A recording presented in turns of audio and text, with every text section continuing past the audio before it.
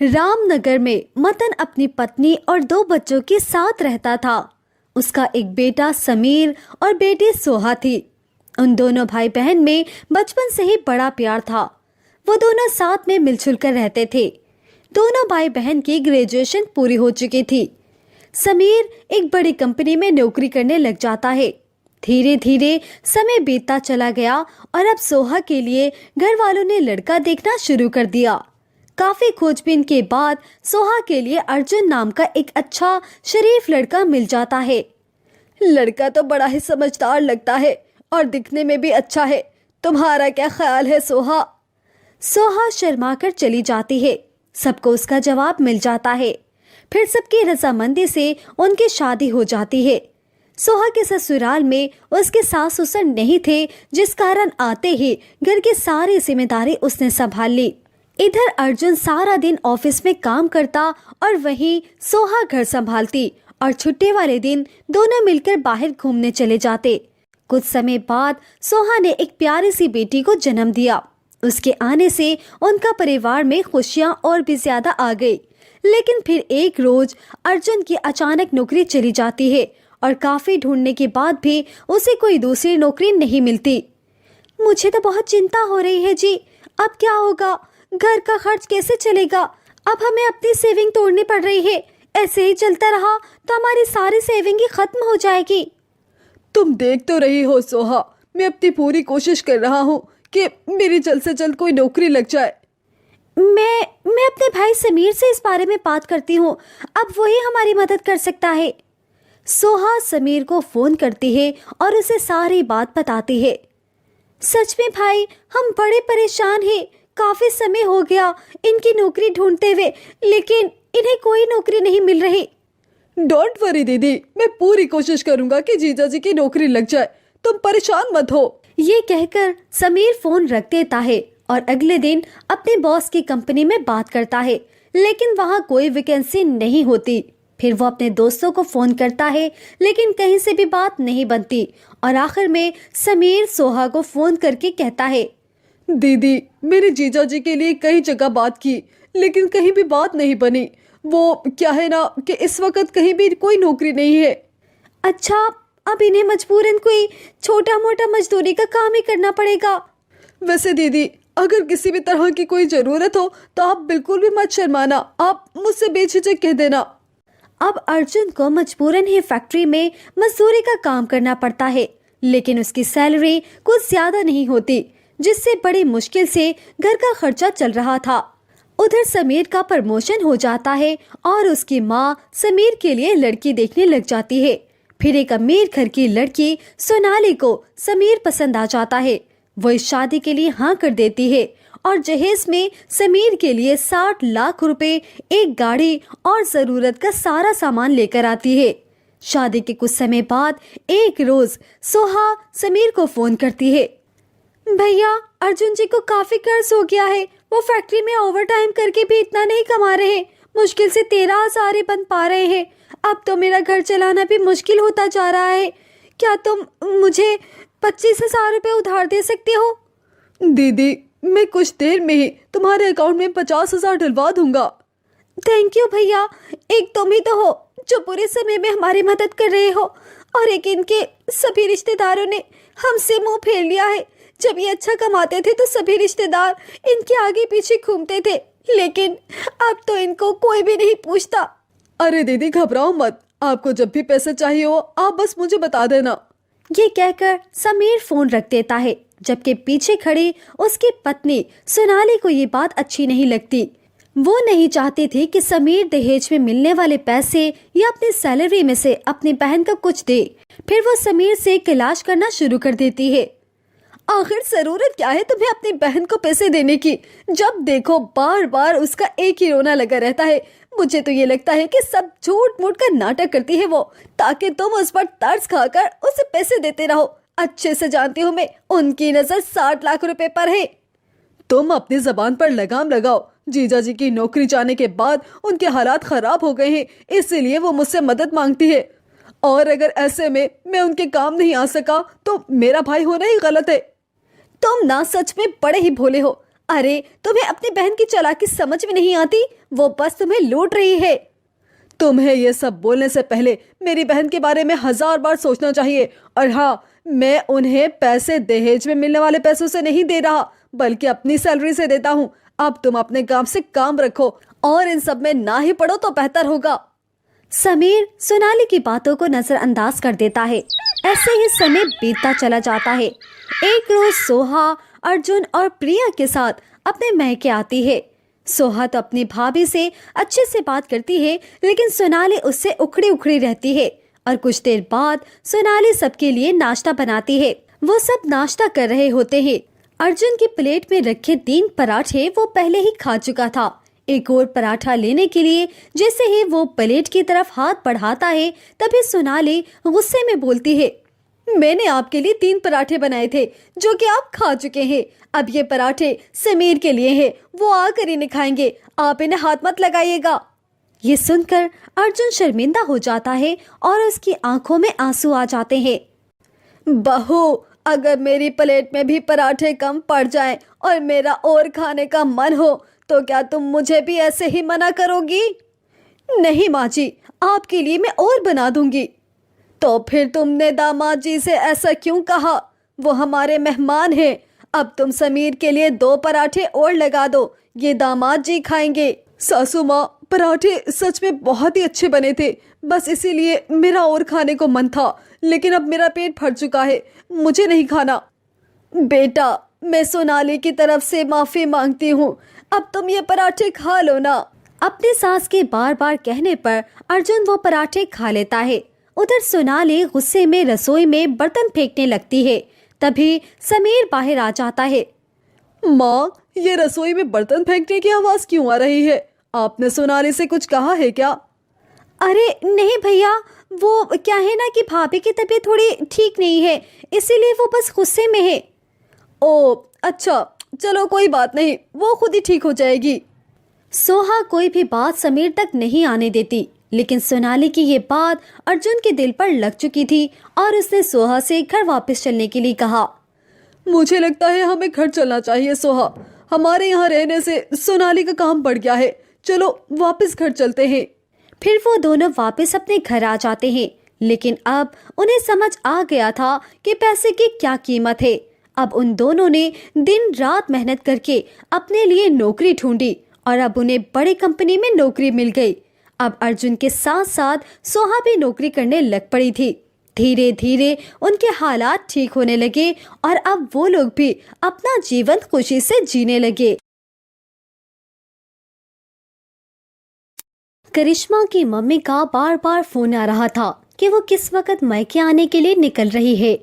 हाँ मम्मी, बस आधे घंटे में निकलूंगी, वही 1.5-2 घंटे लगेंगे गुरुग्राम पहुंचने में, रास्ते में ट्रैफिक बहुत जाम मिलता है। तो बेटी मेट्रो से आ जाओ ना। मम्मी, वो अटैची और बैग भी तो साथ है ना, इसीलिए मैंने कैब करवा ली है, आप टेंशन मत लो, मैं आ जाऊंगी। ठीक है करिश्मा, आ जाना टाइम से, मैं खाना तैयार रखूंगी।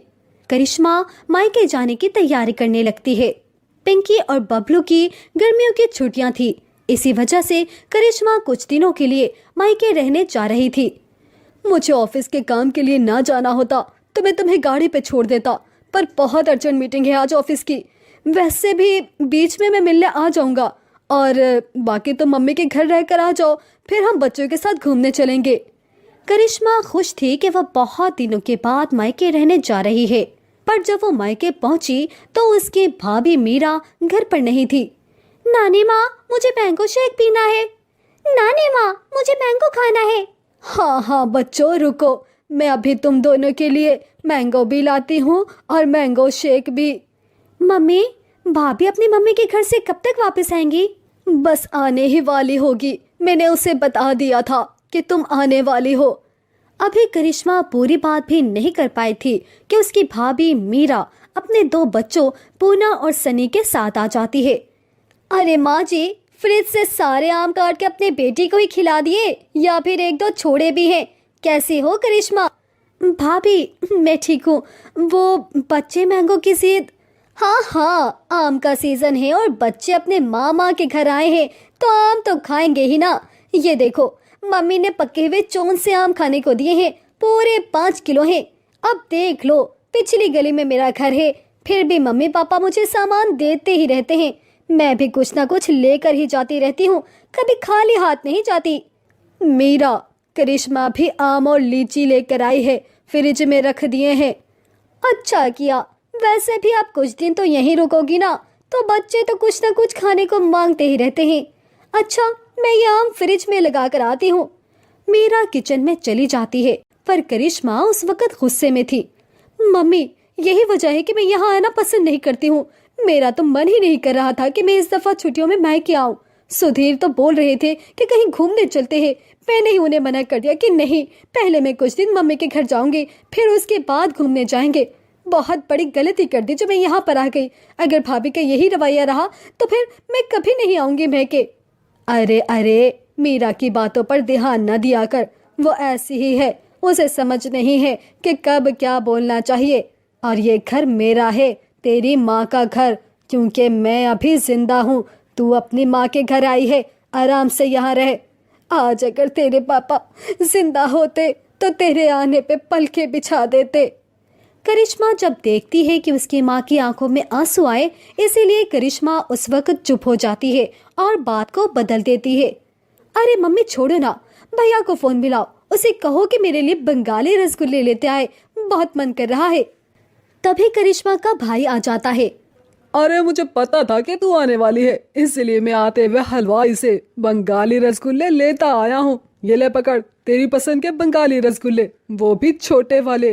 अरे भैया, कैसे हो? थैंक यू, आपको याद था कि मैं आने वाली हूँ। हाँ, मम्मी ने सुबह ही बता दिया था कि तू आने वाली है। और बता, जीजू कैसे हैं? सब बढ़िया है ना? जी भैया, सब ठीक है। देसी घी लेकर आए हो? मैंने बोला था कि देसी घी खत्म हो गया है, आते हुए लेते आना। अरे मैं तो भूल ही गया, सॉरी। काम की चीज तुम भूल ही जाओगे। मैंने जो कहा था, बहन के लिए रसगुल्ले लाना नहीं भूले, और देसी घी भी मैं अपने लिए नहीं बोल रही हूँ। पिंकी और बबलू देसी घी के पराठे खाते हैं, उन्हीं के लिए मंगवाया था। कोई बात नहीं भाभी, पराठे की इतनी जरूरत नहीं है, बच्चे सादी रोटी भी खा लेते हैं। नहीं नहीं, मुझे सारी जिंदगी ये थोड़ी ना सुनना है कि बहन मायके रहने आई और उसे और उसके बच्चों को देसी घी खाने को नहीं मिला। जाओ राज, अभी लेकर आ जाओ। हाँ हाँ, जा रहा हूँ। ये बात तुम सीधे मुंह से भी तो बोल सकते थे, इतना घुमा फिरा के क्यों बोली? उस वक्त राज देसी घी लेने चला जाता है। पीरा वैसे तो ठीक थी, लेकिन जैसे ही करिश्मा रहने के लिए आ जाती तो वो ऐसा ही बर्ताव करती थी। इसी वजह से करिश्मा मायके आना पसंद नहीं करती थी। वो तो सिर्फ अपनी माँ और भाई की वजह से ही मायके आ रही थी।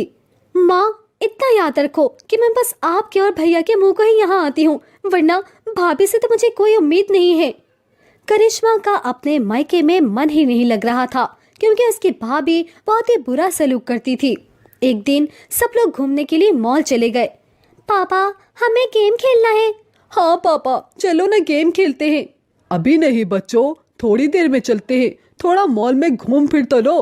अरे भैया, ये मॉल कितना बदल गया है, पहले तो छोटा सा था, लगता है बड़ा किया है। हाँ, अभी तो और भी बड़ा बनेगा। मामा जी, कौन खाने हैं? और मुझे आइसक्रीम खानी है। अभी खिलाता हूँ अपने बच्चों को, चलो आओ आइसक्रीम खा लेते हैं। राज सबको आइसक्रीम लेकर देता है। बबलू भी अपनी पसंद के कोन और आइसक्रीम ले लेता है। सब लोग आइसक्रीम खाते हैं। चलो बच्चों, अब हम गेम पल्ला चलते हैं और सब गेम्स खेलते हैं। राज जैसे ही सबको गेम पल्ला लेकर जाने लगता है तो वो देखता है कि आज गेम पल्ला बंद था। अरे भैया, गेम पल्ला बंद है क्या? जी, गेम पल्ला बंद है, काम चल रहा है। चलो बच्चों, अब तो गेम पल्ला बंद है, थोड़ा और घूम फिर लेते हैं तो फिर घर चलते हैं। राज सबको मॉल घुमाकर घर ले आता है।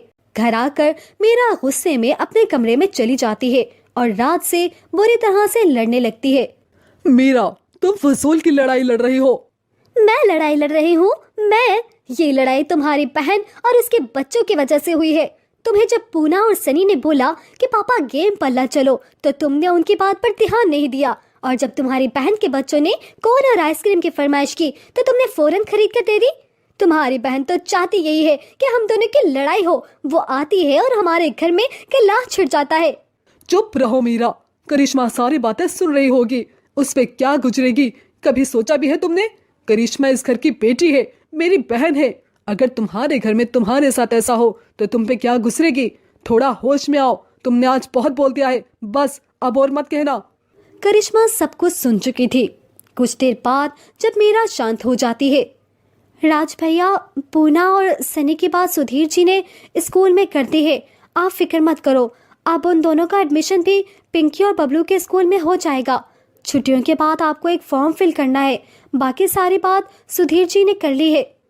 जीजू को मेरी तरफ से थैंक यू बोलना। वैसे मैं भी उन्हें पर्सनली फ़ोन कर दूंगा। इतने वक्त से एडमिशन की वजह से बहुत परेशान था मैं। सुधीर जी ने बहुत बड़ा काम कर दिया है मेरा। अरे राज, करिश्मा वापस जा रही है। मीरा की बातों से इसका बहुत दिल दुखा है। हाँ भैया, अब मन बहुत दुख चुका है और प्लीज आप मुझे रोकना मत। मैं नहीं चाहती कि मैं आपके और भाभी के झगड़े की वजह बनूं। मेरी कैब आ गई है, मैं चलती हूँ। करिश्मा जैसे ही बैग उठाने लगती है, मीरा उसका हाथ रोक देती है। करिश्मा सॉरी, मैं जानती हूँ मेरी वजह से तुम्हारा दिल दुखा। तुम हमारे लिए इतना सोचती हो और मैंने तुम्हें कितना बुरा भला बोला। प्लीज करिश्मा, ऐसे अचानक मत जाओ। सुधीर जी क्या सोचेंगे? कुछ दिन और रहकर चली जाना। बच्चे बहुत खुशी से अपने मामा मामी के घर आए हैं। मैं बस तुम्हें ऐसे नहीं जाने दूंगी। मैं जानती हूँ कि मैंने तुम्हें बहुत बुरा भला बोला, लेकिन मैं ये भी जानती हूँ कि तुम मुझे माफ़ भी कर दोगी। भाभी प्लीज़, आप मुझसे माफ़ी मत मांगे, आप मुझसे बड़ी है। मीरा के माफ़ी मांगने से सारे गिले शिकवे दूर हो जाते हैं और मन की कड़वाहट खत्म हो जाती है।